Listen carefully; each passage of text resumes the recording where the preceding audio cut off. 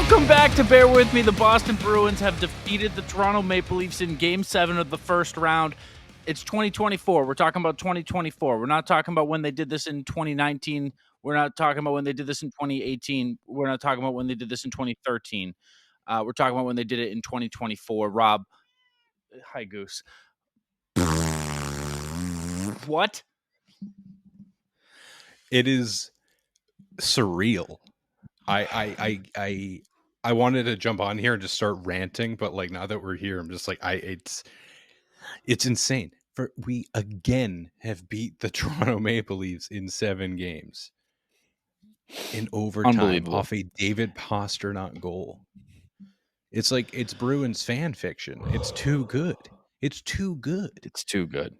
It's too After good. not even a good game for Boston. No, after a bad series where everyone looked awful. It's so funny. It's so funny, Rob. Above anything, the prevailing emotion here should be comedy because last year the Bruins blow a 3-1 series lead, right? And they lose Bergeron and they lose Krejci. And then they play the Leafs in the first round the next year. And it looks like they're going to blow a 3-1 lead. And Leafs fans are like, if there was ever a time, if there was ever a moment, this is our moment. You know, they got demons going back for a Game 7 at home. They've lost 3 in a row. They just blew a 3-1 series lead last year. We just beat our first round demons last year.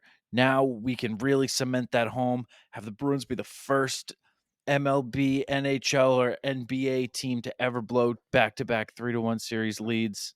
This is our time. And they took the lead in the middle of the third. And they still fucking lost. That is just awesome. That is so funny. It doesn't, like, the story is over now. And now that, like, the book is closed, it's a comedy They did book. it again. They did it again. You fucking losers. Again. Like, obviously, whatever way this game was going to go, it was going to be, I mean, the word demon is just getting thrown around a lot because that's what it is for both of these teams is demons. For Boston, it would have been like kind of starting them officially. It's like, yeah, like you had a heartbreaking Game 7 OT loss after the greatest NHL season of all time. And then you do it again. It's like, oh shit, now you got a first round curse really building up after getting knocked down the first round the year before that. So getting that started would have been terrible, especially having a whole off season of having to hear it from Leafs fans or even fans around the league being like, well, you guys blew back-to-back 3-1 leads. But instead of starting all that, it's just another installment in Toronto's like history of choking in the playoffs, specifically in the first round, specifically to Boston, specifically in 7 games. It's almost too much. It's a tome. It's not even a story. It's how many times are you going to do this? And they're always like, well, this is a different team. This isn't the 2019 team. It's like, well, I don't think it matters. Like, doesn't matter who's wearing the laundry, dude. It's you guys. It's you guys. And no one's going to look. And like in 10 years, no one's going to look back and be like, yeah, but like, you know, Boston should have won in 5 and 6. It's just going to be, Toronto lost in 7 again. I mean, like, that's all. Did you remember? Did you remember that 2013 they were up 3-1 and Toronto forced a Game 7? Or 2018? No, like nobody does. No, it's just it's just that the Bruins won in 7. That's it. It's just that the Bruins won in 7 again, and that's how history will remember it. And that's so awesome. I love too that around Toronto, the like the feeling in town is like, fire our coach. Why the fuck did we pay Nylander? I don't know why they talk like they're from Boston. They're not, but like, why did we pay Nylander? Matthews, we're paying even more money next year, and he doesn't even want to play here. He quit on the team. Where was Marner this whole series? Like, I love that. I love that. Now, sneaky talk. This is just between me and you. Would we have been saying eerily similar things had that last goal been at the other end of the ice? Yeah. Yes, but we're not. And that's not how history is going to remember it. We're talking about the Leafs right now. It's just awesome that now they're in more shambles than maybe they've ever been after one of these. Yeah, I all I was thinking about all day today, And I was actively trying not to think about the game. I think you and I were on the same page for that regard. Yeah. That, like, there's nothing I can do to accelerate time to get this game to come faster, so I just need to distract myself. I hung up wall art all day and then played Elden Ring for as long as I could, and then I was like, shit, I have to watch a hockey game now. But all I could think about when I was thinking about the game was that it felt like we were about to branch off into two incredibly different timelines. Mm-hmm. But at the same time, kind of similar, where, yes, if Boston loses this game, Bonnie might not have kept his job. And we're talking about maybe trading a bit more aggressively or being like, wow, what's wrong with these players that they can't get out of the first round and they can't solidify or close out a series when they have a commanding lead on it. And, XYZ, so many things about that only come about when you lose the series. And then the other one is the one that we're living in, the good one. We're in the good timeline where Toronto loses again and we didn't. And I honestly, like, at this point, I'll probably change my opinion on this when game time comes, but I could care less about the Florida series and really the outcome because I wanted one series this year. All the talk was about, we didn't even know if we were getting into the playoffs. And I was like, I felt good about us getting into a playoff position and I wanted to win the series. Not even knowing it would be against Toronto. But at this point, sorry, go on. No, that's kind of it. I'm just saying that, like, this felt so good. Yeah. That at this point, I'm like, I don't care what happens to me beyond this. I mean, I get it. And I know that other people feel that way too, because coming into the year saying, like, getting through the first round, like, that's a realistic goal to have.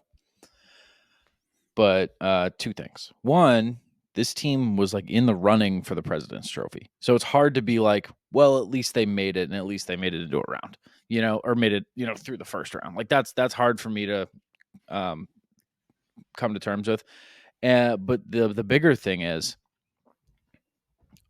once the puck drops in game 1 against Florida, 0% of me is going to be like, yeah, who cares what happens in the series? At least we beat Toronto. Toronto is, I don't even remember that series, Rob. That series is in the past. Who? They have a team in Canada? That's what I'm thinking right now. I don't even remember them. Blue, right? They were blue. Like, that's behind us. Like, once the puck drops and Matthew Tkachuk is chewing on his mouth guard, you think you're going to be like, well, if we lose in 5 to Florida, it is what it is. No, you're not. Don't lie to yourself. That's why I threw in the I'm going to change my opinion on this, because it's just the ride and high feeling right now. Yeah. But I have been thinking about that too. It's like when we played Florida last year, that's how people felt with Florida. They're like, well, they're probably going to get the floor wiped with them by Boston. Mm-hmm. It's the NHL playoffs. Fucking anything can happen. And obviously, if you got a guy like Swayman in that, still want to see Olmark get a thing in there. We don't have to get too into that right now because I know that's going to be a whole thing. Yeah, is what it is. But Swayman is the best goaltender in the NHL playoffs right now. Yes. And there's enough things on this Bruins team that weren't there last year, and there's pieces of the Florida team that are also missing, that this does feel like a very different series already. It doesn't feel like, well, we're doing this again with Florida. There's enough different around everything. Not even mention it's in the second round now. I don't know. That's why I threw in the, like, I will change my opinion, and it's definitely, again, me just riding high, but I think it's just, I had come to terms with the fact that I thought Boston was not really going to get away with winning the series. Mm-hmm. I'll be the first to admit I had lost my faith a few points. I was, and in my defense, the team looked so bad. I mean, like, it wasn't like it was close, and I'm like, no, it was like the second period was one of the worst periods I've ever seen in, like, that serious of a situation, where I was just screaming at the TV, and I was like, not even at my house, like I was at somebody else's house screaming at their TV. I mean, we didn't even talk about Game 6. We skipped a game where the Bruins lost again.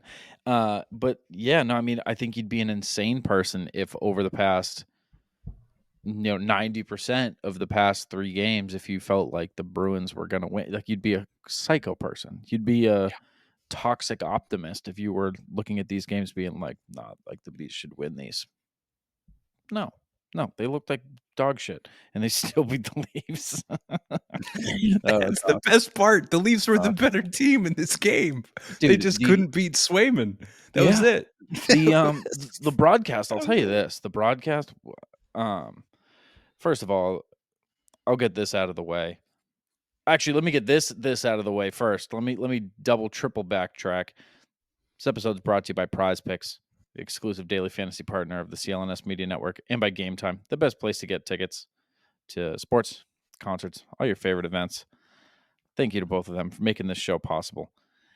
Now, what I was going to say is the fact that this game was not on NESN and that Jack's final call from the booth was not at TD Garden in Game 7 against the Toronto Maple Leafs, where David Pastrnak eliminates the Leafs in an overtime game-winning goal.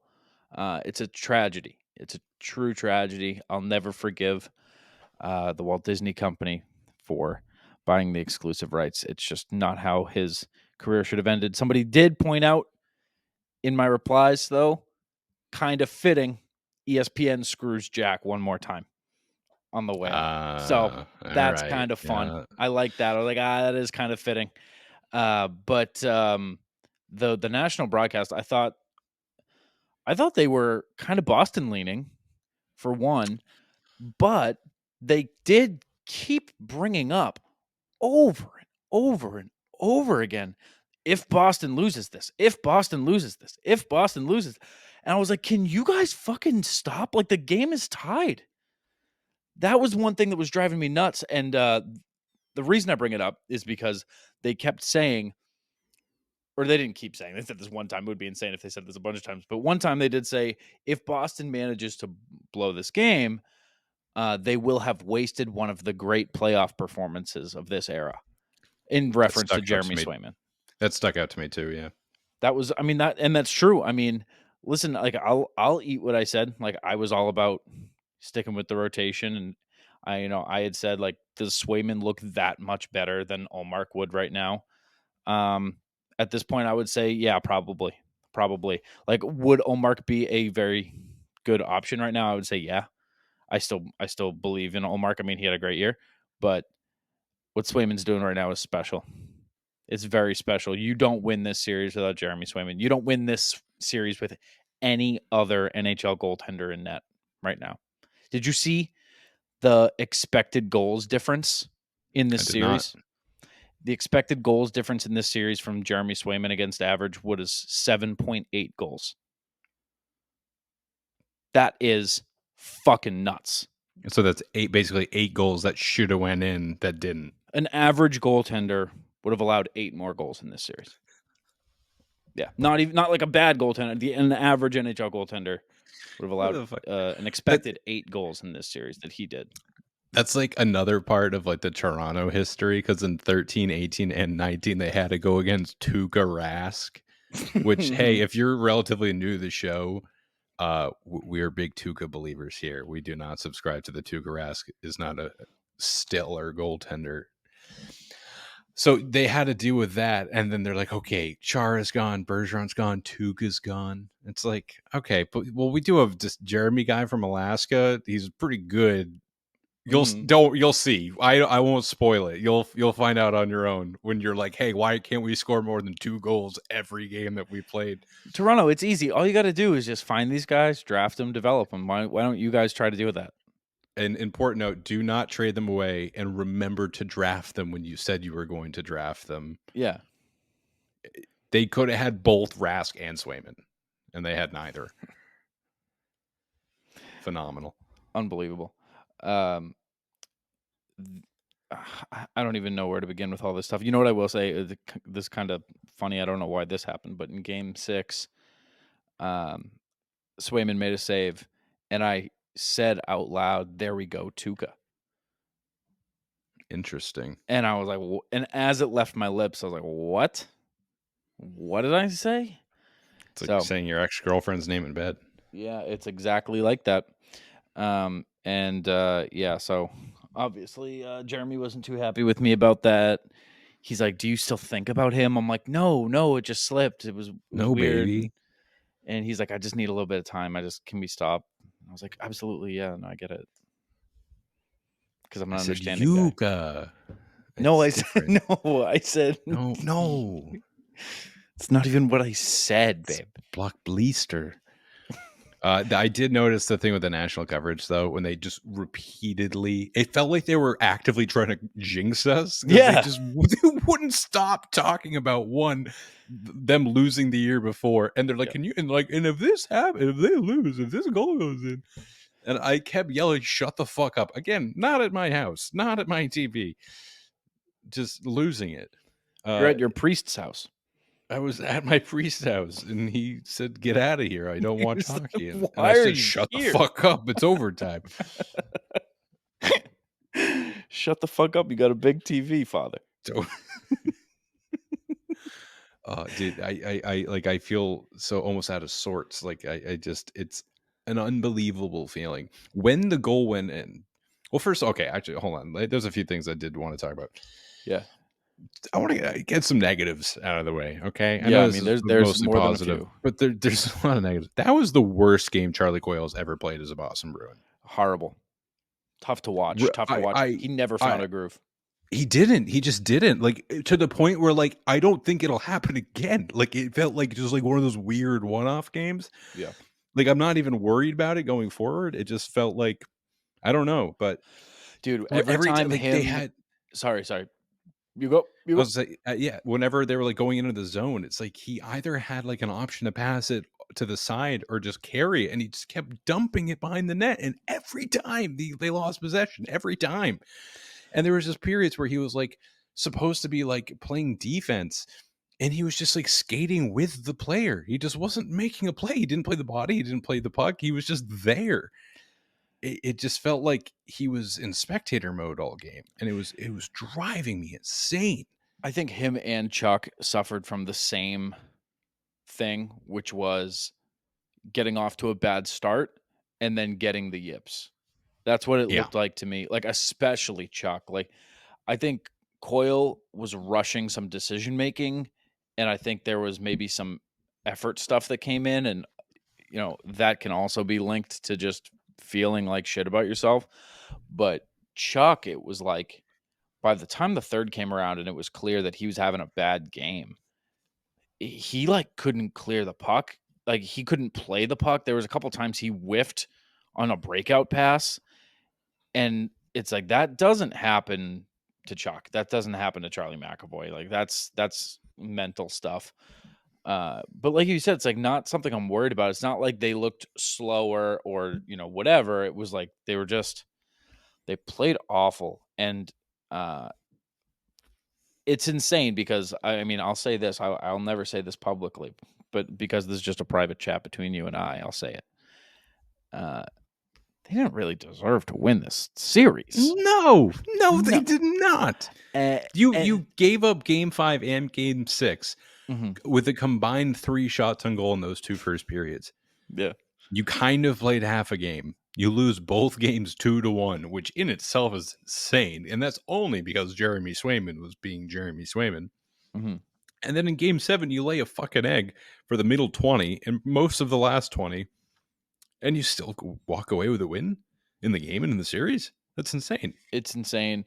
But if I know Monty like I know Monty, this is going to be a big time. Gentlemen, we washed this one away. This is behind it. This is in the past. We got a new series. And you got to just wipe this one away. Look at the score sheet. It's W's. It's a W. Okay, you got 4 wins. Move on. You just can't let this leak into the next series because you're already going into a series where you're not the favorites. You can't also go in not playing like yourselves. Like, you'll get waxed in 4 or 5 if you play like that in a series with Florida. But I don't know. I'm not really worried about those guys in particular because it was just one game. It was also coming off the end of Game 6. No. The end of Game 5? Wherein it was the end of Game 5, wherein Chuck and Coyle were in front of the net on that game-winning goal. Yeah. And they both, perhaps by happenstance, are then maybe some of the weakest links. I would argue probably the two weakest links in Game 7. I don't know. Again, I think that could just be mental stuff there. So not worried about it, but it has to be mentioned that they looked like fucking dog shit. A lot of players this game were not themselves. Speaking of which, I don't think in a single game, I was going to say 60 minutes, but we went more than 60 minutes. I've had a faster, maybe not, a stronger turnaround in opinion on a single player than I did with Hampus Lindholm. The D wasn't great tonight in general. Like I'm talking about the D core, not just Lindholm, but wasn't great. And then I felt, so in the first period, he had that like blind backhand pass up the boards, which like nearly cost them a goal, which in this game probably would have done it. If Toronto was playing with a 1-goal lead for the second and third period, then I think that's a different outcome. And then on Toronto's first goal, you had Carlos skating to the boards, and he, as you said, fumbles it. He just does. And your next layer of play right there is Lindholm. And Lindholm was like watching the Toronto player skate up to Carlo from behind. And in that moment, you expect him to be like yelling at him, letting him know. But the way that, I can't remember who it was, whoever came up on Carlo, like just grabs the puck from him. Like clearly Carlo did not know they were coming. And then Lindholm is just watching. He's just puck watching. Yeah. And that puck goes in and it's 1-0. I texted you. I think I just said, fuck Lindholm. I was just so No, you mad. didn't. No, you didn't. You said that was a frustrating play. Yeah, that sounds about right. I said, but he'll come back. He'll bounce back. Hampus will do it. I think what you said was, I have a real feeling that Hampus is going to have a big moment. I think Hampus Lindholm's going to tie this game in approximately 45 seconds. Yeah, I think what you said was, I would never say something bad about him. I was seconds away from tweeting, trade Hampus Lindholm. I don't give a shit. Like somebody did tweet, somebody who I follow, I don't remember who it was. Somebody said like, free Hampus if you want him. Like, or like, and then 20 seconds later was like, offer rescinded. Yeah, well, that's where the play was at. It's exactly how it felt at the time. And then, so Hampus led your team in shots, by the way. Worth mentioning. Yeah, that's insane. That's and bad. It was like that's 6, 7. I don't know. So the play right before the Bruins goal, I think it was somebody like kind of got a soft hit on it and ended up like going on top of the net. And of course, me and all of Bruins Nation, I'm sure, is just losing their minds over the puck every time it goes within like a foot of the crease, as one does. Right. And then it comes to Lindholm's stick, and in typical Boston Bruins fashion, apparently in this game, like just like took a hardy moment to be like, do I want to shoot this puck? And then he just snaps it, and then it goes in? Which is not what they usually do. What? It doesn't at all.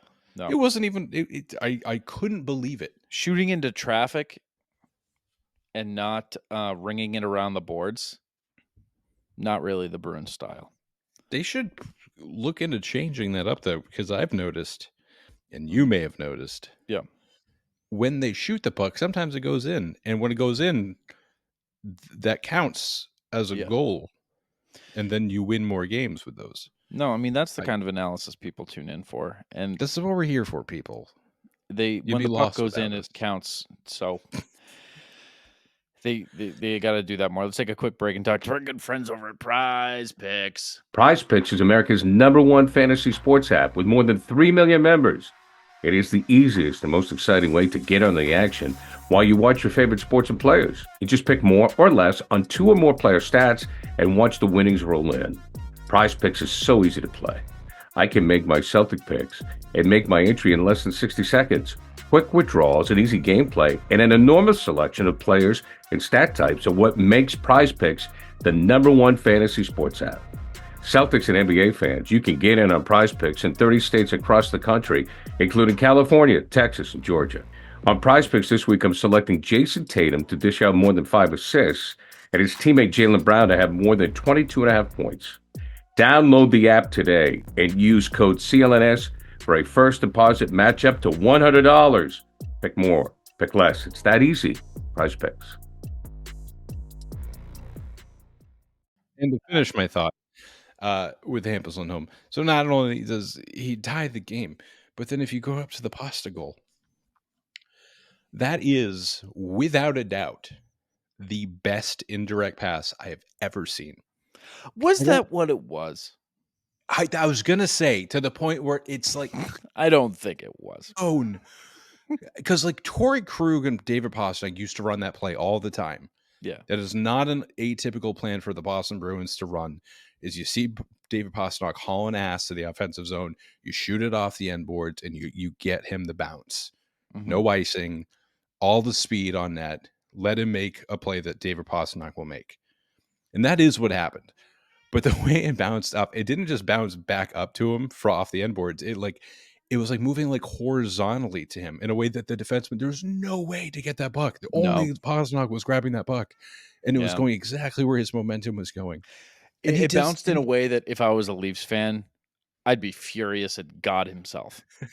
That's it. That's true. It's divine intervention. It's like, what more evidence do you need that you're not supposed to beat the Boston Bruins? The Bruins showed up for maybe 3 of these games, and they won 4 of them. Yeah, that's crazy. So I'm going to give him the credit because I'm riding high right now, and it fits the narrative. But it's in the scenario where that was fully intentional. Best indirect pass I've ever seen in my life. And that leads me into a question I have for you. Hit me. Does that goal wake up David Pastrnak for round 2?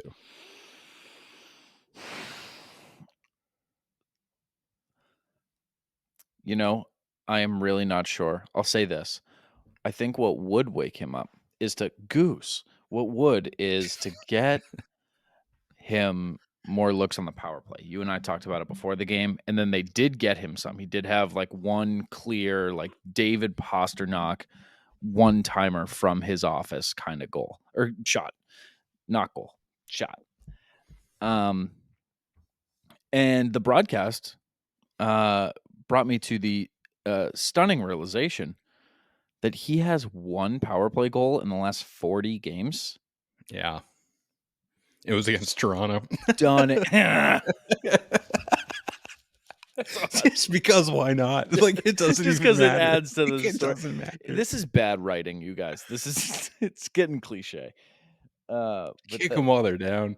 It's so funny. But yeah, no, I mean, that's crazy. Because I mean, last year it was like a guarantee. It was like, okay, you're on the power play. Oh, like how long till Pasta scores? Like was it 40 games or 40 days? I think it was days. Games. There was one game. It was 28 games since he had scored on the power play. That's like so long. I actually kind of find it unbelievable. Yeah, no, I mean, I read it multiple times. I was like, there's no way that it says one goal in 40 games. And then they said it out loud. They were like, it was 28 games ago that he scored one power play goal. Isn't that crazy? It is. I think getting him more involved there would wake him up. But I'm also just like, I think Pasta's a guy who rides on his own success. A guy who, when he's not there, like there'll be stretches of time when he's not there. You know what I mean? Like I think he needs something to pull him out of it.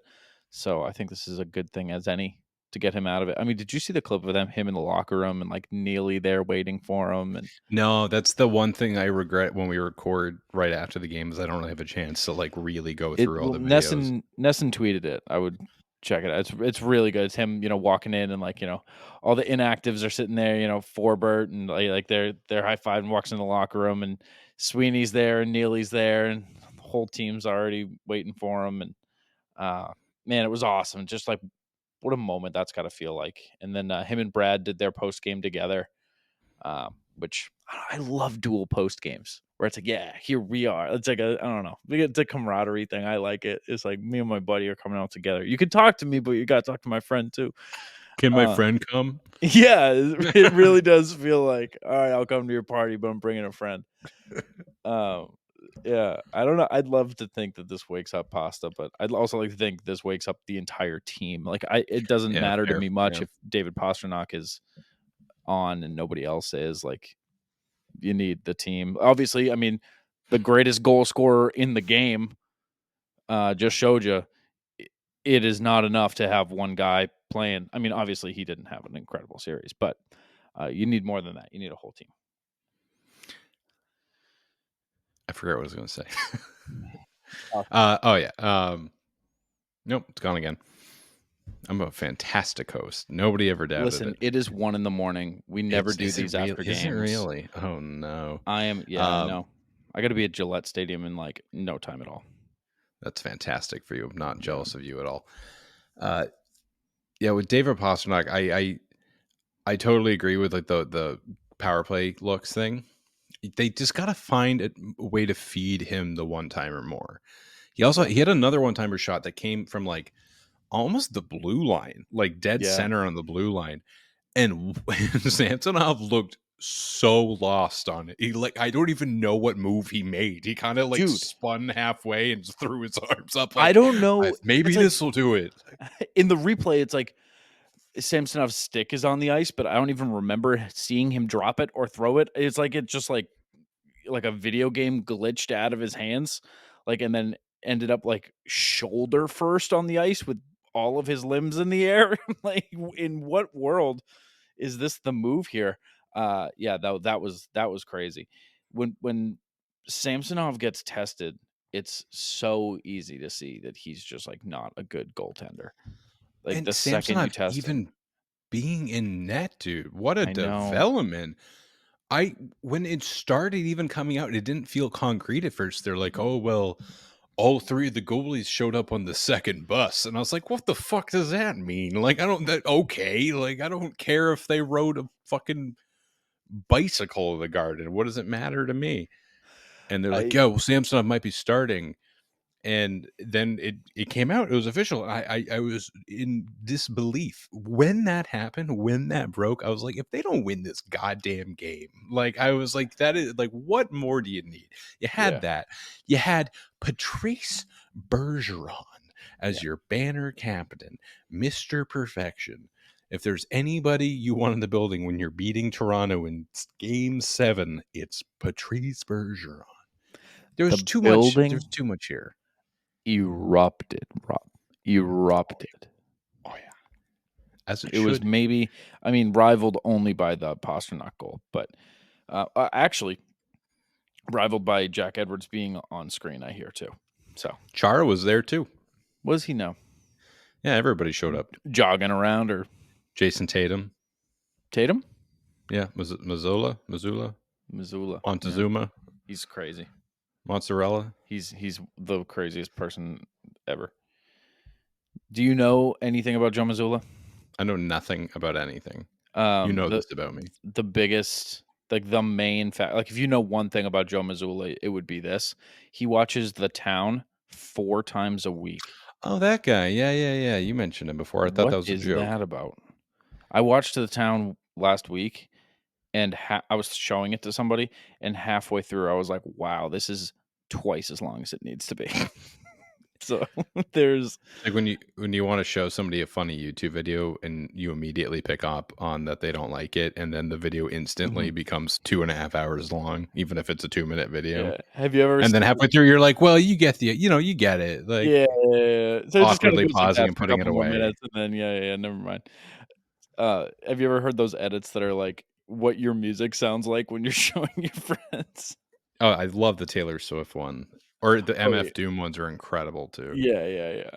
The best ones are for artists that you like too, and you're like, yeah, that's right, that's about right. Yeah, but that's good. MF Doom was there, Taylor Swift was there, Joe Mazzulla was there.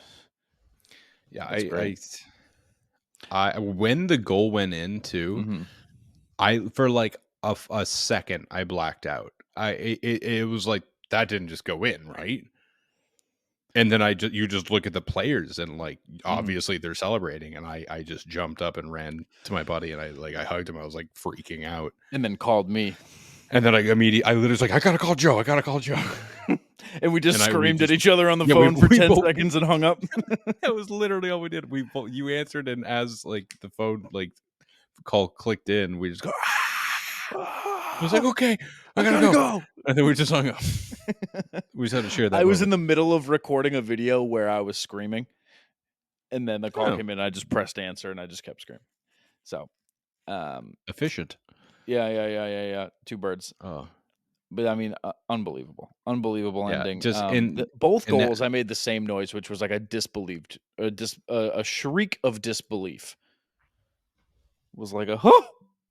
And disbelief's the right word, because the way they were playing, it felt like we were never going to see the Bruins ever score a goal ever again. So if you didn't see any of the post-game stuff because you were driving back home to record this. I did listen to Netson on the way home, so I saw the Chuck interview. But you didn't hear Marshy's? No. Chuck said balls over and over again. I did hear that. It's like, it took balls. Do you know the Toronto hashtag they've been using? No. Like the hashtag Toronto fans have been using. You know how they use like hashtag Forever Leafs or whatever, and then they use hashtag Beleaf. I'm gonna hate whatever this is, but yeah, go ahead. Yeah, Toronto's been using hashtag Beleaf. Yeah, I hate that. They anyway in the post game, 30 seconds after the goal, not a little more, right after the handshake line, they're like the TV interview, the TV when interview. They're just sitting on the bench. Yeah, they ask Marshy, they're like, "How did you guys manage to close out this series?" He's like, we just had to believe. We had belief in each other, and we just had belief in each other the whole way." What a fucking troll! Oh yeah, Twitter That's is so like good. Twitter is That's like so no good. fucking way did he say this. And then Chuck in the locker room, they were like, "What was the secret?" And he's like, "Belief in each other." They were. And the second he said it, I was like, "Oh, okay, this is not Marshy being a troll." Whole team was like getting bulletin board material, which I'm all about. I mean, they didn't really use it for much. We can say that, right? Like they did not. That's the thing too. It's to gloat over a game where you didn't even do well is kind of awesome. Look, one thing I really want to make clear here is that there is no other team in the league that I drive more pleasure from beating. When you beat any other of the 30 other teams, it's great. Boston won. Yeah. But with Toronto, it's Boston won. And Toronto lost. Yeah, it's a double win. I need you to lose. I always need you to lose. And if it's us doing it, all the better. Oh, so much better. And there's literally no better game to beat them in than round 1, game 7. It's just the best one. It's the single best game to beat them in. And and we just keep fucking doing it. I'm going to wake up in the morning. I'm going to be like, no fucking way that happened again. There's not a chance that happened. And it happened in overtime with the David Pastrnak backhand deke. Oh my God. Samsonov even played well. That's the funny thing too. Like he looked a little shaky at times, but he had some saves. Swayman, obviously the better goaltender, even just eye test wise, but I'm still in disbelief. I cannot believe we did this again. And unbelievable. I was having to come to terms with the fact that there might have been 6 months of me having to cope with the fact that the Bruins got knocked out by Toronto in the first round after giving up a 3-1 series lead in back-to-back seasons. But now it is, at least for the next few days, just eating up all Maple Leafs tears I can find and just loving the misery. I was telling you, but right before overtime started, I was like, I have to go into overtime with the mentality they already lost. The season is over. Toronto eliminated Boston for the first time since my father has been alive. A year after my father was born. Since my father was a newborn. This is the first time I can say Toronto eliminated Boston. And I've accepted it. And I'm just going to watch it happen now. I'm watching a replay in which Toronto beats us. Let me tell you. One, that was a little freeing. But also to then have David Pastrnak. I mean, I'm watching Nesson right now, and they just keep replaying it. And just to see that happen, I'll tell you, maybe just the best mentality to have in that moment. And I learned. I'm a seasoned veteran because last year I didn't feel that way in a Game 7 overtime. First Stanley Cup playoff Game 7 to go into overtime since that one. Isn't that fun? Wait, since which one? Boston, Florida. And if you want to go to round 2 of Bruins Panthers, we got a great app for you. Great app for you. It's game time, and they got some words for you. They got a great deal for you and a great ad read. Check it out. With the NBA and NHL playoffs underway and the MLB season in full swing, there might be no better time of the year for sports. And there's no better way to experience the games than in person. And to get into the building, there's only one app that I use, and that's Game Time. With killer last-minute deals, all-in prices, and their lowest priced guarantee, Game Time takes the guesswork out of buying tickets. The very best part, if you ask me, is the ability to get a panoramic view from your seat in the app before you even buy. You want to know what your view is going to look like before you get your tickets, and Game Time is there to help you find the perfect seat. And if it's getting close to tip-off, or puck drop, or first pitch, don't worry, because Game Time's last-minute deals can save you up to 60% off when you buy last minute. Tickets are even available up to an hour after the game starts. Take the guesswork out of buying tickets with Game Time. Download the Game Time app, create an account, and use code CLNS for $20 off your first purchase. Terms apply. Again, create an account and redeem code CLNS for $20 off. Download Game Time today. Last minute tickets, lowest price, guaranteed. All right. Do we want to talk a little bit about round 2, what to expect, all that? Yeah, I think so. I don't think we're gonna have like too much detail here because I didn't think this far forward because we were playing so badly. No, not at all. I just want to rack our brains and see how we're feeling and whatever. And also, there's no way we have an episode before game 1 of this series beyond this one because the turnaround time is it's Monday night. They play Monday night. They travel tomorrow and then they play technically Monday night. Sunday morning right now. So. They play tomorrow. Fantastic. How crazy is if you're listening to this, they play tomorrow. There's one negative thing I needed to immediately get out of the way about this series, Joe. Say it. The dreaded Florida camera angle. Oh, God. And they have home ice. I don't mean that in any, and Boston's at a disadvantage. I mean, we just have to look at that camera angle more. Yeah, I mean, well, the one thing is that, no. I was going to say maybe because it's a national broadcast that they don't set up their cameras there, but Nesson always does when they go there, but also it's Nesson. So I could imagine them just seeing where the local broadcast is and be like, oh, okay, that's our camera well, when there is a higher one. Because remember how they took a fan poll a few years ago, allegedly, and they said like, oh, our fans loved the lower camera angle, so that's why we switched to it. That would lead me to believe they have a higher one. So maybe we can just put some trust and faith in the mouse after I just talked smack about them and Turner to go and like actually use the nice one. But that actually is a terrible thing. And what's worse about the Florida camera angle is now I have some PTSD around it too. So it's not just that I hate it. It's that like I see it and I'm like, oh no, I get the 1,000 These yards guys. There. Like I remember this. Yeah. So that is something to watch for sure. Yeah. Also, they're on a bit of rest. In case you don't know, they had a 5-game series, so they are on a bit of rest. And they also, as we have pointed out a few times on this show, did no traveling in the first round playing Tampa. So they traveled a combined 500 miles.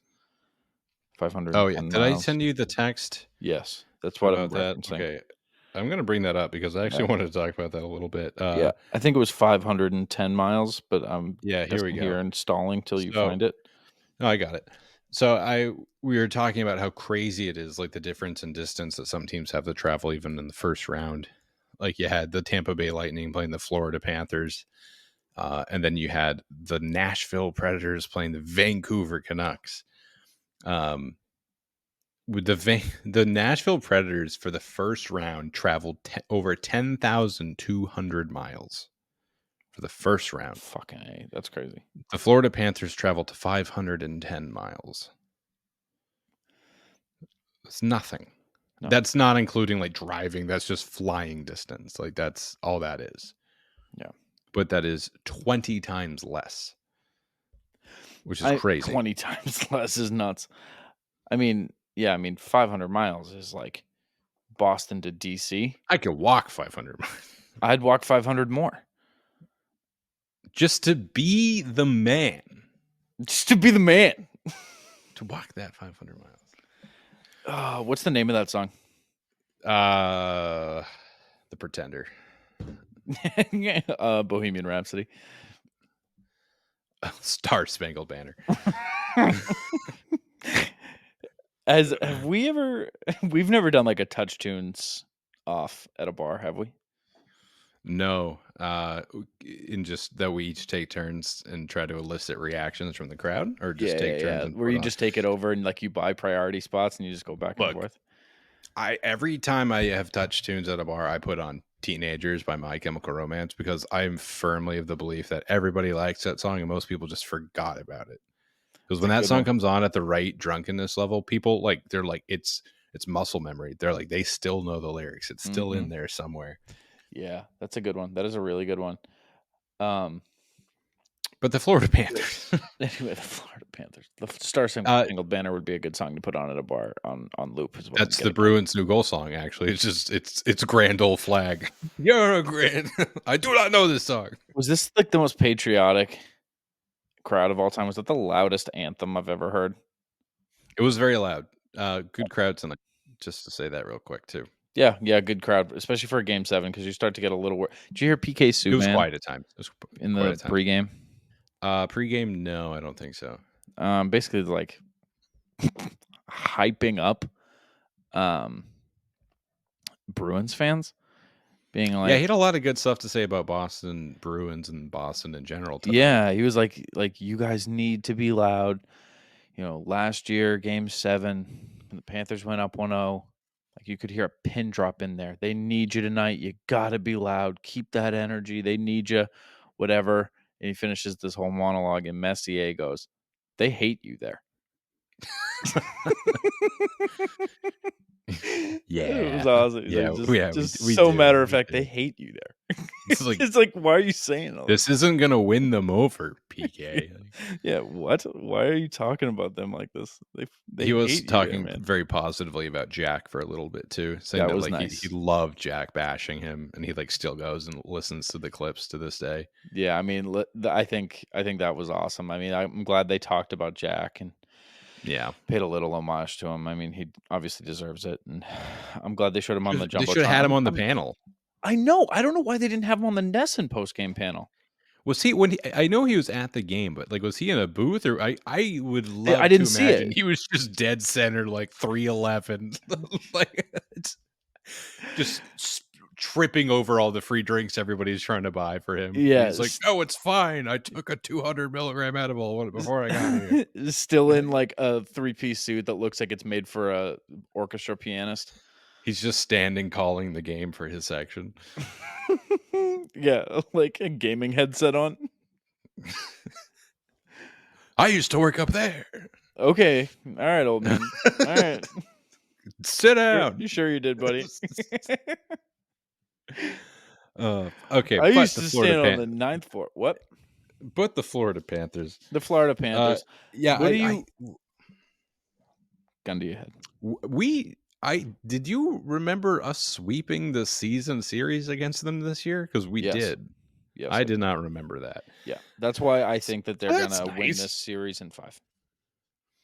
Yeah, I was thinking about something. In 2013, when the Bruins made it to the Eastern Conference Finals playing the Pittsburgh Penguins. Yep. This part you remember. It's the final that we don't remember. Okay. You don't remember walking into that Applebee's and looking up at the screen of Patrick Kane holding up the Stanley Cup and falling to the ground. You don't remember that part. That's what you don't remember. Wow. That felt like my therapist bringing up.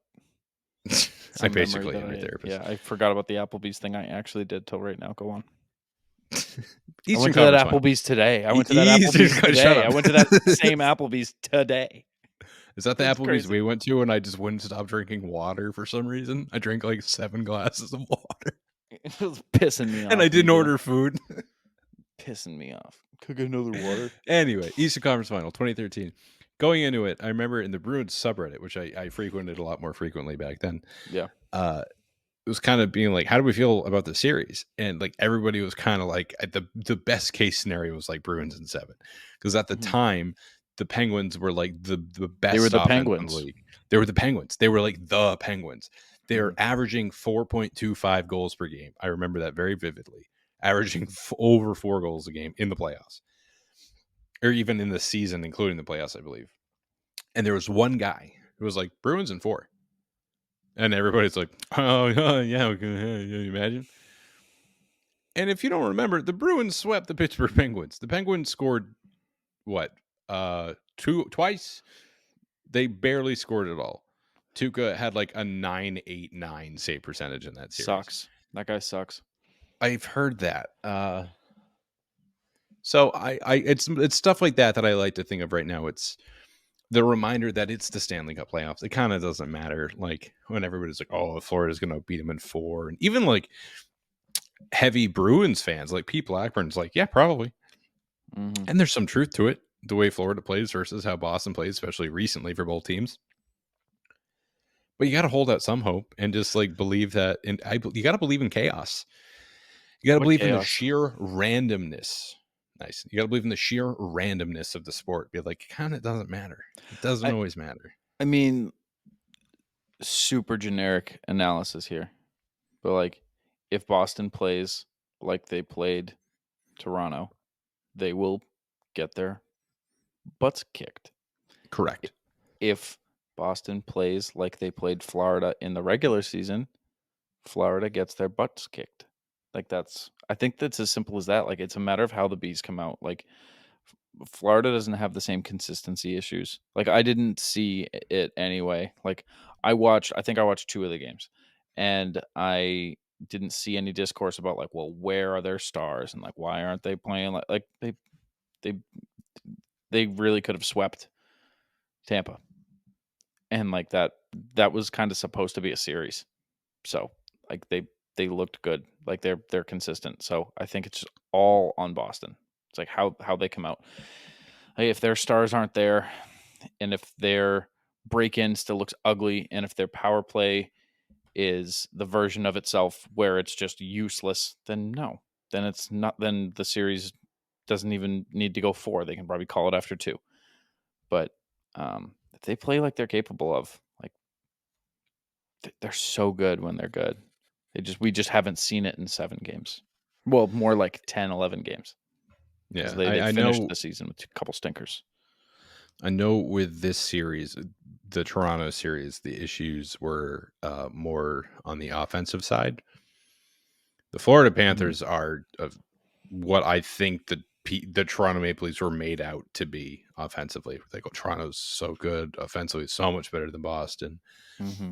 And they're not terrible. I'm not trying to imply that they're not that way, but Florida's so good. Florida has 2 different players with 9 points. They scored 20 goals in 5 games. Yeah.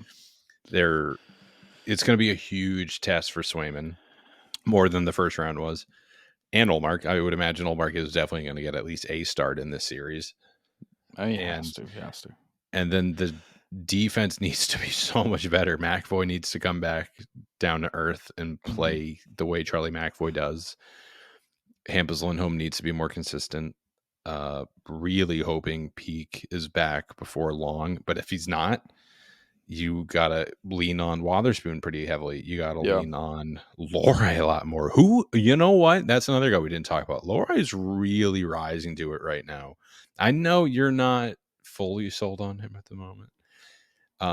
Just the play style, not his results, just the play style. He's not Erik Karlsson, okay? He kind of is. I think I try to remind myself that defensemen take longer to mature.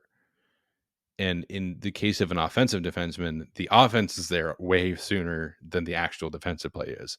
And he's only 23.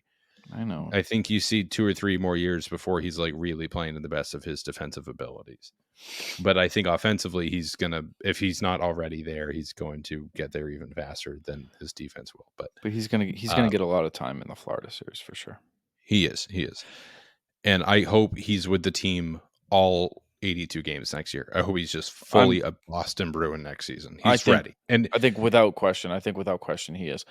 But to what you were saying about the way they stack up, though, I think I would rather face a team like Florida who is offensively stacked than the opposite. a team who is defensively sound and has a great goaltender and whatever, that would scare me more, because then it's like, okay, like you're just going to lose 1-0 every game. Like that's just what's going to happen. At least, the way they've been looking. But like, not to just bank on Swayman continuing to be a demigod, but like if he plays, a percentage of how he's played, like I like him against any team that relies on, out offensing their opponent. I was gonna say outscoring their opponent, but that's the game of hockey. So you know what I mean? Like a highly offensive team. So I honestly like that more. I don't want to talk myself into it all too far, but I think that I don't think it's over. I don't think it's just magically over. But I did want to say to the Ullmark thing, it's going to piss people off the second he comes out because he's so hot. But I think it's important to remember just how different of a workload this is from what he's used to. I wouldn't be surprised if Ullmark gets game 1. I know that people have already made up their mind that it has to be Swayman. No question. It has to be him. The game's tomorrow. Like, he just played 5 games in a row. He just played 6 out of the last 7. Like, I wouldn't be surprised if Ullmark gets the start in game 1. Because, I mean, I think you'd rather get Ullmark his first start in a full week. Is it a week or no, 2 weeks? Oh my God. Yeah, that's the thing. He's been sitting. You got to get him in. It's got to be Ullmark first. And it's got to be Ullmark first. Like if you lose game 1 with Swayman in, and then you're like, okay, now we have to get Ullmark his start. Now it's been 2.5 weeks, and you're already down 1-0. Like you couldn't do that. I think, and you're in a way kind of going with your backup. I know that's not what he is, but right now he is. Yeah, I mean, with the way Swayman's played, yeah, I mean that's fair. I'm singing a very different tune than I was last episode, but like Swayman had an incredible 6 and 7. You were presented with more evidence.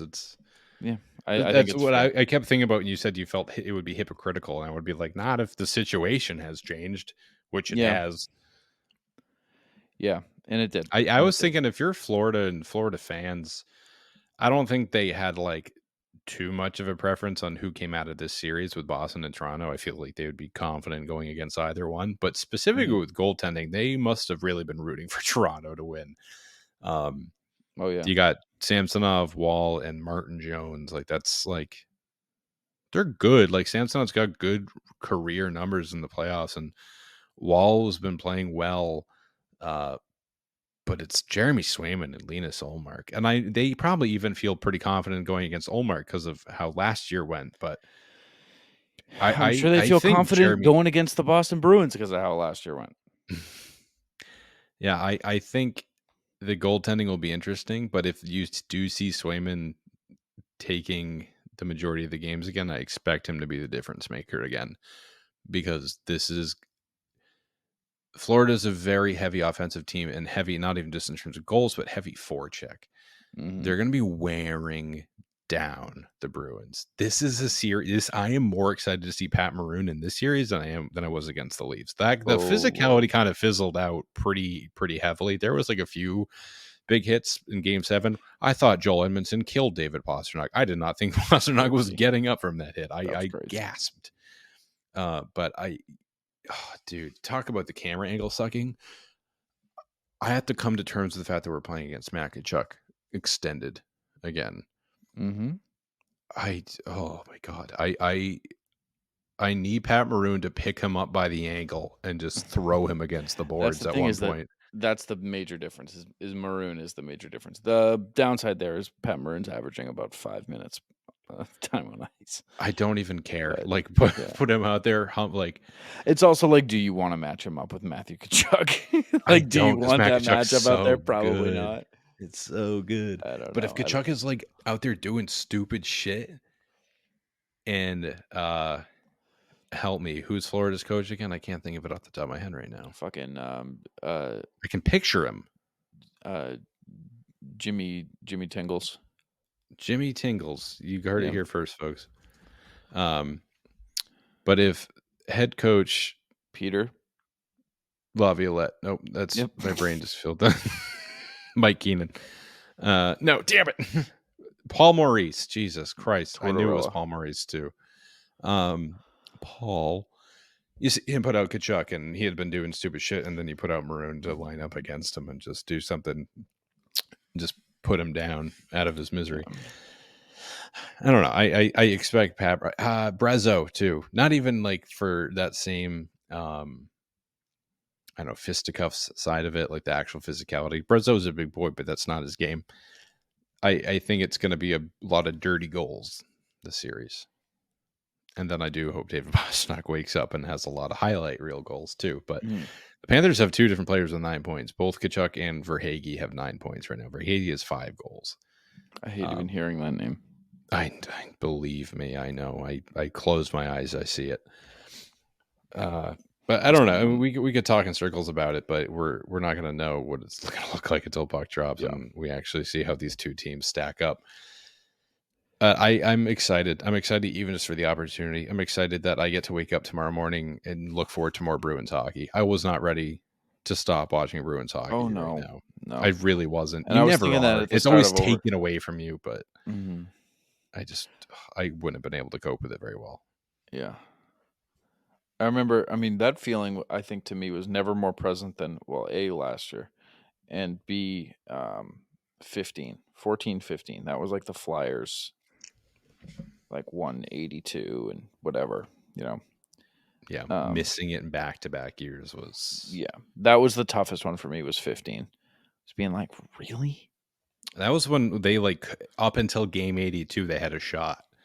It's like if they beat the Senators in the last game of the year, they would have went in and they lost.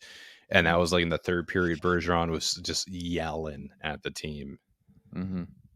That's the one that stands out to me the most of like, I'm not ready to stop watching. Because I think that was the first time they had missed in a bit. I'm sorry, correction. That was 15-16 because in 14, that 14, was when 15 is what I'm talking about. No, we made it in 14 is what I'm saying. Mm-hmm. I don't know what you're saying now. Are you saying the 2014-15 season? Yes. Oh, I thought you were saying the year 2014 and then also the season of 2015.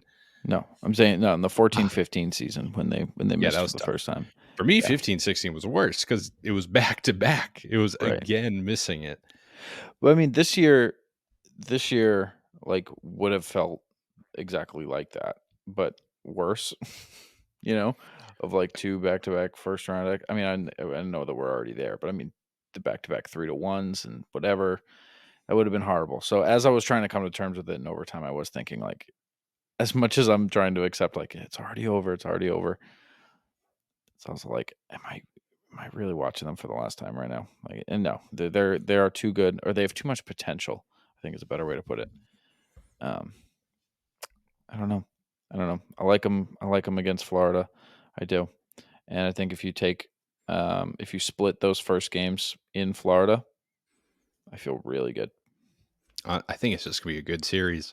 Yeah. Entertainment-wise alone, to say nothing about the actual outcome, but just I think it will not be boring hockey. Florida-Boston is not boring hockey. No. Give me some really, really good second-round matchups because you also have Carolina Rangers. Yeah. I'm really hoping for Dallas, Colorado. That could be nasty. Vegas, Colorado would be more fun, and you know it? No, you just hate Vegas for some reason. No, you just hate Vegas. No, Dallas. I'm rooting for Dallas right Dallas now sucks. Over Vegas big time. Why do you like Vegas? Because they're fun. They have the fun players who play good hockey. Butch. Yeah, that's him. That's their fun players. Is Butch Cassidy. Yeah, he lets them have a lot of fun. That's his reputation. Everybody knows everybody has fun playing underneath Bruce Cassidy. Everybody knows that. That's why they call him the Sundance Kid. Nice.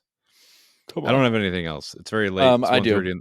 Oh, sorry. All right, go ahead. One more thing. At the very end of regulation, that almost own goal off Wotherspoon's stick. If that had gone in, I would be in jail right now. I would have found for them killing yours, me. for killing just someone. At my request. Just somebody. Joe, please shoot me in the head right now. I would have found somebody and ended their life. So thank you to Jeremy for keeping my son's father in his life. You know what my reaction to that play was? And I promise you I'm not joking. I literally gagged. Like as if I was gonna throw up. Like I thought so much emotion got packed into like 200 milliseconds in that moment of just not only because you always feel it coming whenever like the period is ending. I think it's because that season where the Bruins let up like 79 goals in the last minute of a period. Yeah, I'm just so conditioned to expect the Bruins to let up a goal. So not only was that play in our zone when it didn't need to be, but when you saw it bounce off Spoons, I was like, there it is. And that's it. We're going to end the season on a deflection off somebody's skate. And thank God it didn't because, well, one, we wouldn't be recording right now. We'd probably record in 3 weeks. Yeah. Like we did last year. Hear from us for a bit. I was too busy being depressed. But no, I'm so happy we get to watch more hockey. I am now very excited for the Florida series. I wish the team got a little bit more rest, but it's cool for us that we go right back to the action tomorrow night. Yeah. Tomorrow night. Is there? All right. Well, we'll be back.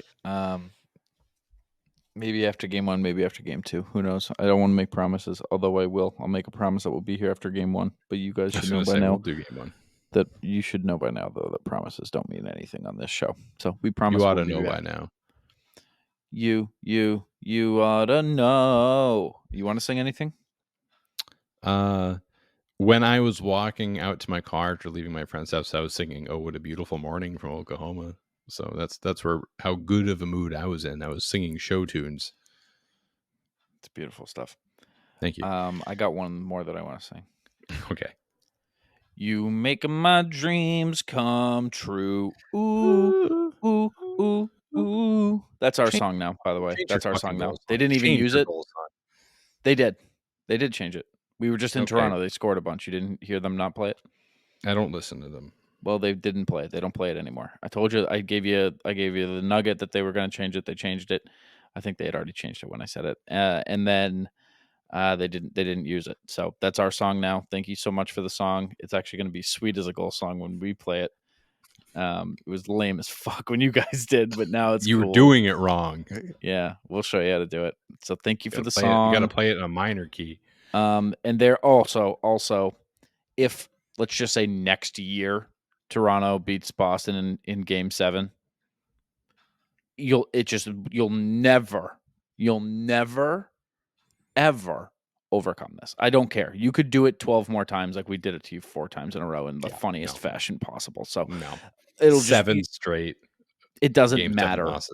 Like it doesn't matter that like there's nothing you could ever do to overcome this. Like this is your fate forever. Steve Dangle, you're a clown. Thank you so much for being the court jester that dances for me. Thank you to you guys. Biz too. I'm so glad that Biz does not. He's been too much lately. The whole Chicklets gang, way too much. The whole Chicklets gang minus Grinelli. I love Grinelli, but the other two, really just the other two. It's him and Whitney.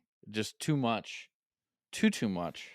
Dude, fucking everybody and their mother talking about the Lorei miscall, being like, well, he was holding a stick. I'm like, that doesn't mean you get to board somebody. That's because he's holding your stick. I don't know if he's doing a bit or what, but like the thing is, like last year, I don't remember him being a Leafs honk. Like, wasn't he a Coyotes honk? Well, it's because he played for the Coyotes, but I think he just like picked them to be his team this year. Just like, fuck it. I could be wrong. That seems to be. I don't know. Also, it's stupid and it feels disingenuous. And people bitch about Jack Edwards being biased while covering the New England Sports Network, and then you have Biz nationally covering games, and just like all he does is talk about Toronto.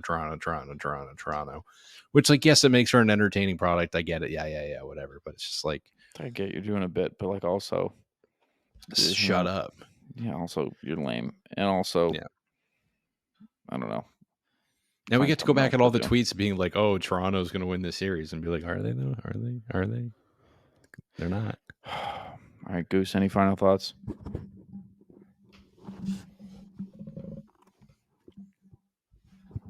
All right. You have wayward words, Goose. All right, thanks so much for listening, everybody. Thanks to Prize Picks. Thank you to Game Time. Thank you for hanging out with us. Thank you for, making history with us. Thank you to Toronto. Thank you to the city of Toronto. Thank you, Justin Trudeau. Thank you, Drake. What a brutal week for Toronto it's been. Am I right? Thank you, Kendrick Lamar. Thank you, Kendrick. Kendrick. And Kendrick Lamar, banner captain. We missed it. It was a missed opportunity. That was such a missed opportunity. Golden opportunity. Yeah. There was like rumblings about who it was. I like reached out to somebody and was like, "I'm hearing rumblings about the banner captain." If they had responded and been like, "It's fucking Kendrick Lamar," he doesn't even know what the Bruins are. He's just on board. They're like, "This is really going to stick it to Drake. I promise." He's like, "I'll be there." It's awesome. Can I play? Yeah, it's him and Drake's kid. He's waving the flag. No, I don't know anything about what's going on. Honestly, I don't either. All right. Thanks, guys, for hanging out with us. For bearing with me.